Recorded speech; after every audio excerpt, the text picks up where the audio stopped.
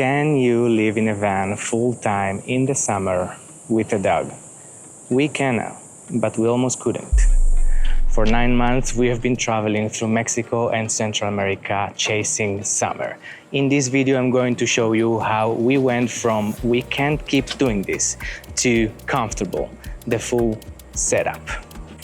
But first, I need you to understand why most cooling setups fail, because we made every possible mistake. And if you skip this part, you will end up like us in month 1 with an AC, still baking, but less money in our pockets.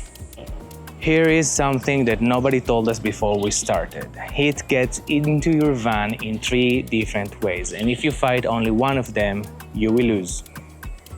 First one, radiation. The sunbeams hit your windshield and your windows and make your van into a greenhouse. This is why you cannot touch your dashboard at 3 p.m. The second one is conduction. The van metal absorbs the sun heat and radiates it into the van. Your van walls and roof practically become a slow cooking oven. Third, convection. Hot air enters through gaps, vents, and you opening doors.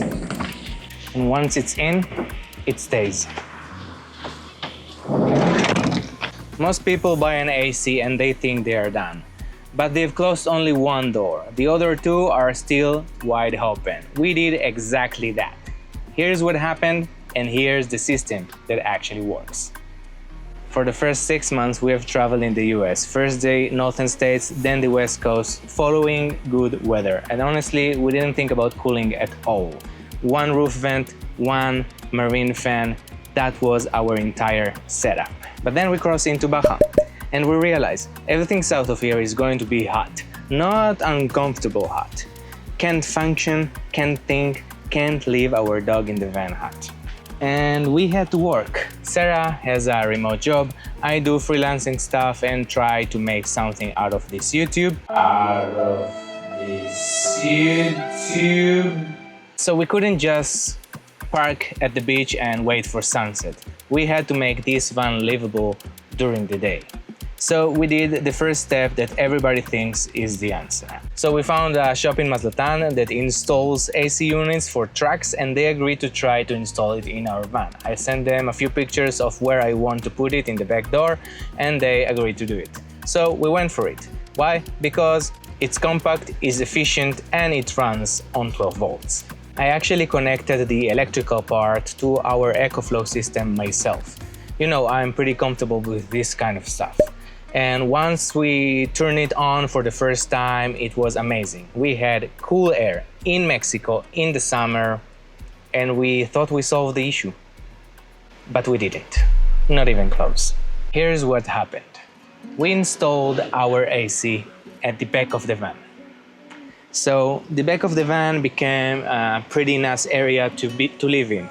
It was cool, it was nice, we could sleep like babies.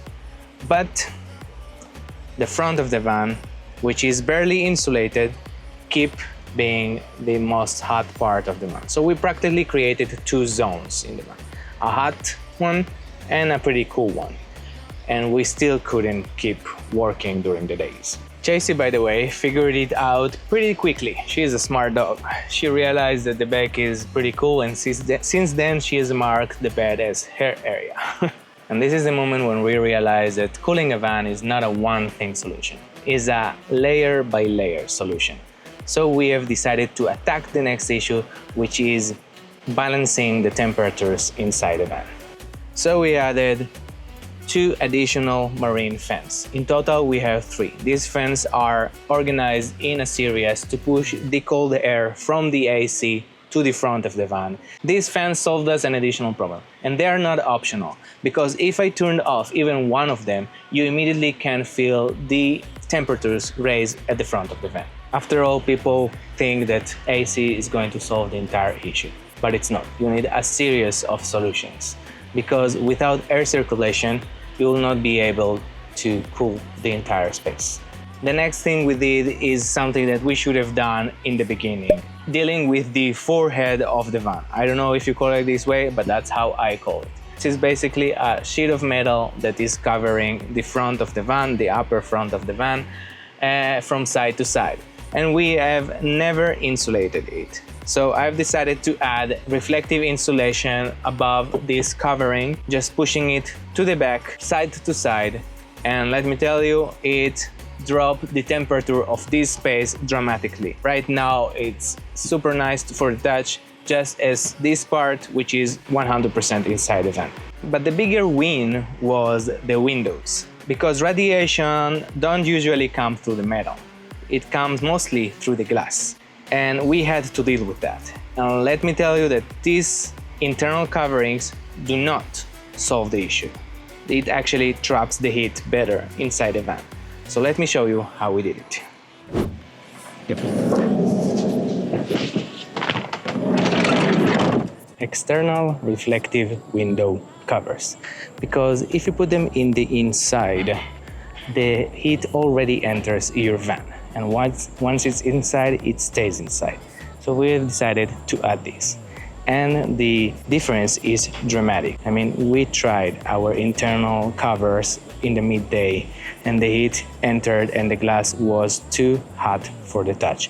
And once we added this external cover and we tried to touch the glass again after 30 minutes, it was cool. And our fourth layer is our awning.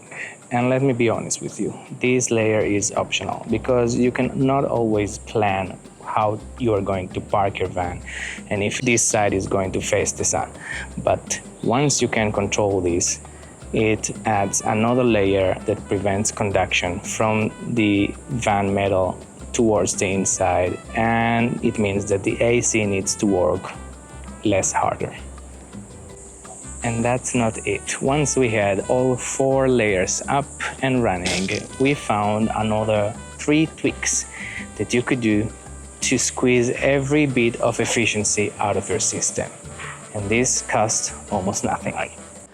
The first thing I did is utilizing whatever left from the reflective insulation I used for the forehead of the van to cover and insulate the external covering of the AC. I also used whatever left of that to cover all of the coolant lines. So I have here, for example, part of it. The rest is inside the door of the van. Then I also were able to insulate most of it.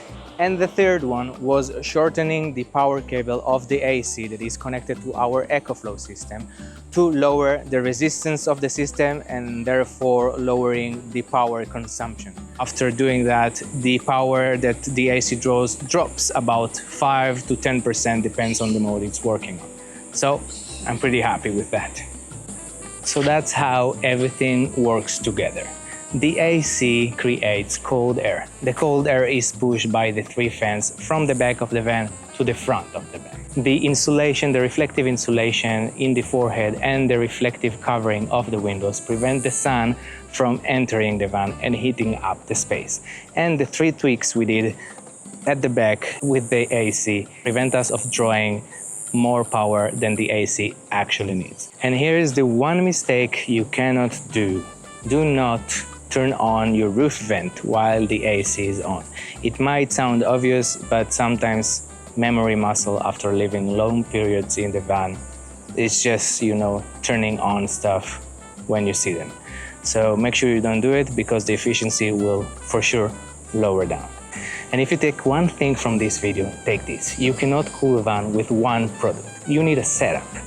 And if you take one component out, you will be uncomfortable. We've been there, we've done that, we spent the time thinking and the money. So make sure you use this knowledge for your advantage and your project. Let me know down in the comment section what is the hardest part of van life for you. Is it the heat? Is it the cold? Is it anything else? Let me know. I will answer every single comment and maybe we'll do a video about it. So, see you next time.